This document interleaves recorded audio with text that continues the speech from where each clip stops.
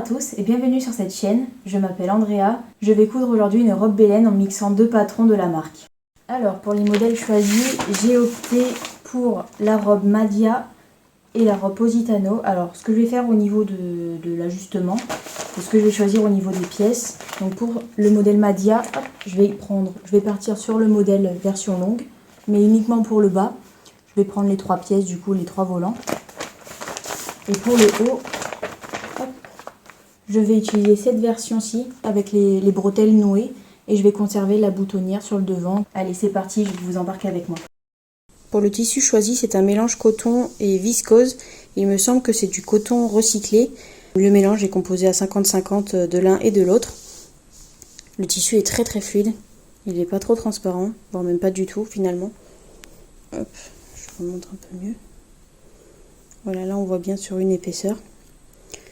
Il provient de la boutique Magnétissu. Je ne suis pas certaine du nom à 100%, je vous le remettrai éventuellement en barre d'informations. Mais vraiment très belle découverte et j'en suis très contente. C'est vraiment un imprimé que je n'ai pas retrouvé ailleurs et qui me plaît beaucoup.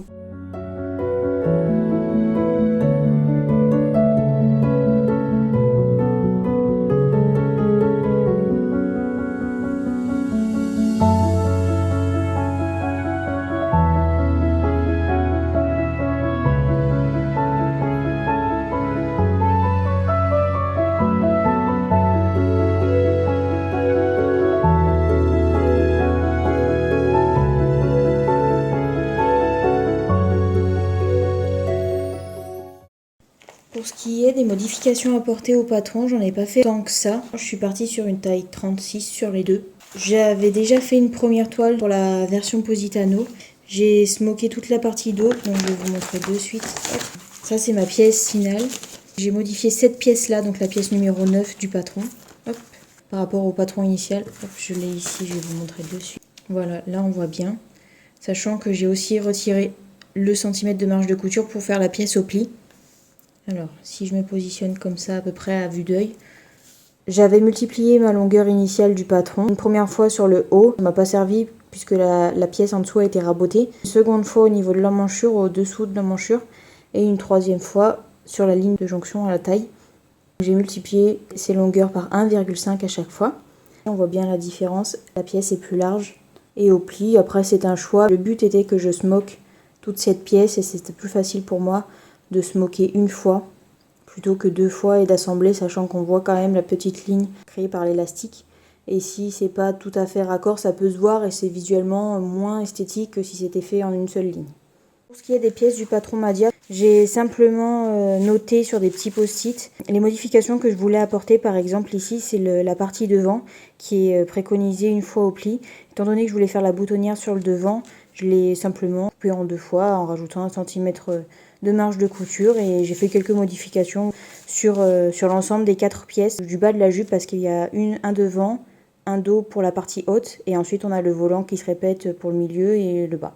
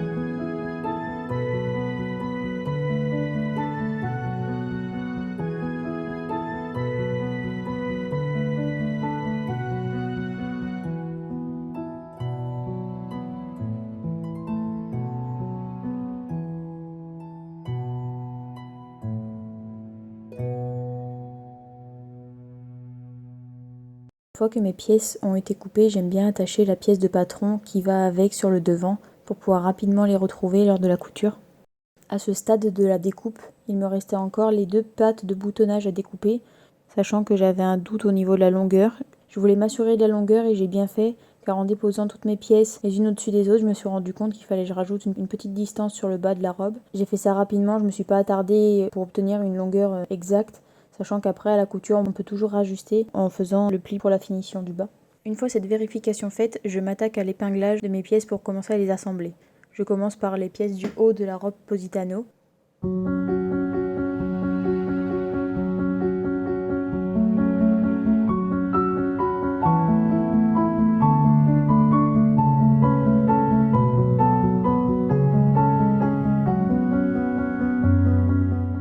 Après chaque couture, j'essaye de repasser au maximum l'ensemble de mes pièces. Je répète l'opération pour chaque pièce que j'ai assemblée, donc les pièces pour le corsage et les pièces de jupe.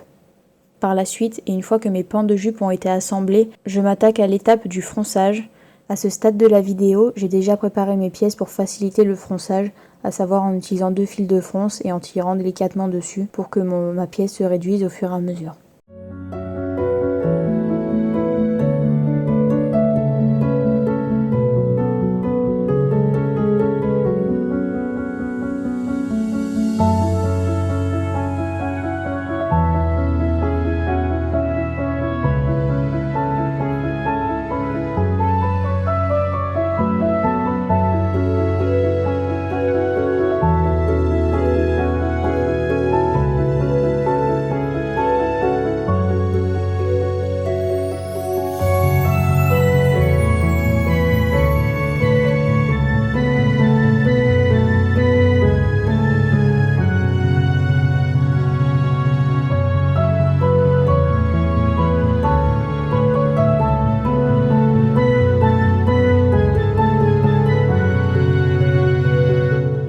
J'enchaîne ensuite avec l'une des étapes les plus longues de la réalisation de cette robe, à savoir les smokes. Pour une surface comme la pièce d'eau, il me faut environ 1,5 canette et 2 canettes.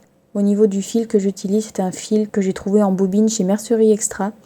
Je l'avais trouvé sur la boutique dans la catégorie déstockage, il me semble. J'ai passé 2 commandes sur le site. Une fois j'ai trouvé une bobine noire et une fois j'ai trouvé une bobine blanche. J'utilise la blanche qui se rapproche le plus des teintes de la robe.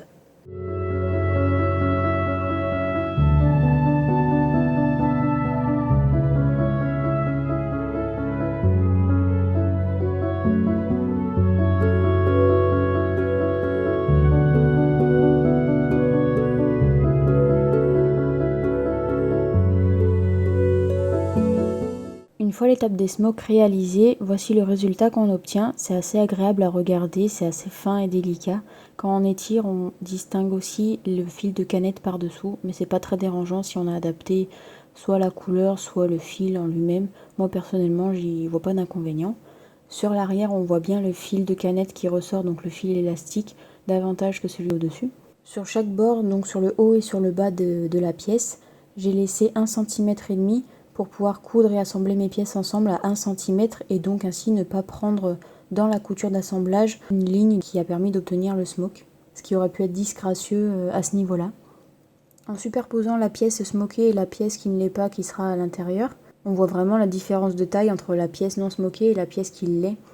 Pour ce qui est de la doublure, je ne vais pas la laisser comme telle, je vais aussi suivre le même processus mais uniquement sur le haut et sur le bas, donc je vais vraiment faire seulement 2 lignes afin que la pièce suive le mouvement sans avoir à réaliser tout le processus sur la pièce qui est assez fastidieux et long.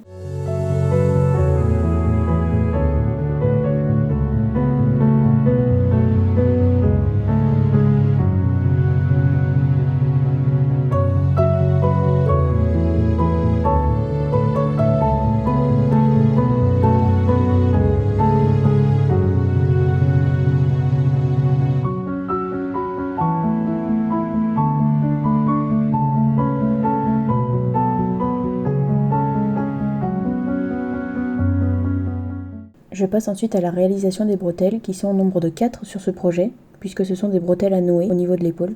On coud, on dégarnit bien les angles, on retourne les bretelles, on les repasse. J'ai déjà eu des bretelles qui s'effilochaient dans les angles. J'ai donc surpiqué tous les contours de mes bretelles pour les maintenir bien en place et éviter ce genre de situation. Pour ce qui est de la fixation des bretelles, je le fais sur la partie externe du corsage. J'ai modifié légèrement l'emplacement prévu initialement sur le patron pour essayer au maximum de cacher les bretelles de soutien-gorge par la suite. On verra que le résultat n'est pas parfait, mais c'est toujours mieux que ce qui était préconisé initialement pour ma morphologie. Une fois que le haut est presque portable grâce aux bretelles, je fixe également la doublure. Je continue et j'assemble la jupe sur le corsage. L'étape un peu délicate a été d'étirer suffisamment la partie smokée pour qu'elle concorde bien avec le dos de la jupe. À ce stade, je ne fixe la jupe que sur la partie externe du buste. La doublure, quant à elle, sera rattachée grâce à la technique du burrito. La jupe étant enfin rattachée, on distingue bien l'ampleur de la robe. Le tissu étant très fluide et léger, toute la partie jupe a été facilement prise en sandwich entre les deux parties du corsage, donc la doublure et la partie externe. Je fais attention en étirant bien la partie smokée pour la faire correspondre à sa doublure au niveau de son positionnement.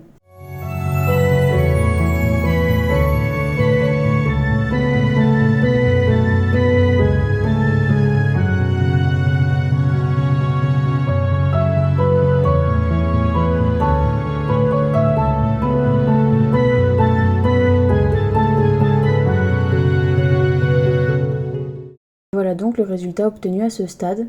Il reste encore la patte de boutonnage à poser, quelques finitions à faire au niveau de l'ourlet, surtout du bas, mais on a vraiment l'image de la robe entière. J'étais très sceptique en voyant toute l'ampleur de la robe à fixer sur le corsage.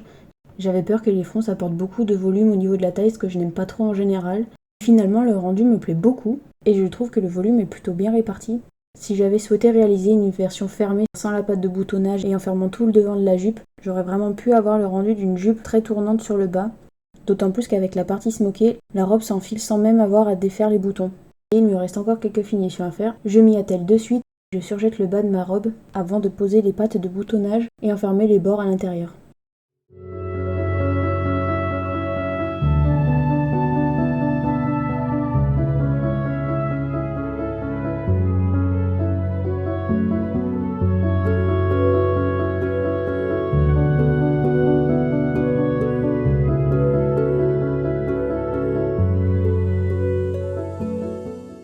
Après l'étape du surjet, j'ai positionné mes deux pattes de boutonnage. J'ai finalement retiré quelques centimètres que j'avais rajoutés en plus en début de projet.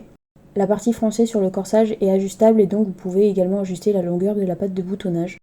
Je dégaine mes stylos effaçables et je marque l'emplacement des boutons et des boutonnières à réaliser par la suite. J'ai toujours peur que ça ne se voit pas. Je repasse 50 fois au même endroit. Bien évidemment, ça ne sert à rien. Égare après aux traces qui restent sur le tissu. Bon, ici c'est pas trop dérangeant, un coup de fer et un coup de lavage, et en principe, plus rien ne se voit.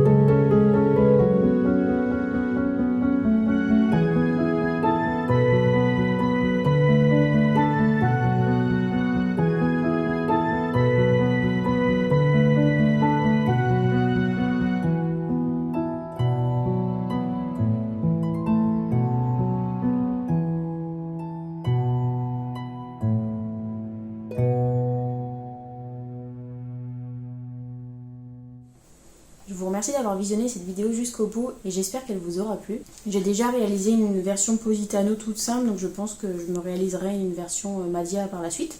En tout cas, pour le compte rendu de cette robe, c'est vraiment une version que j'adore.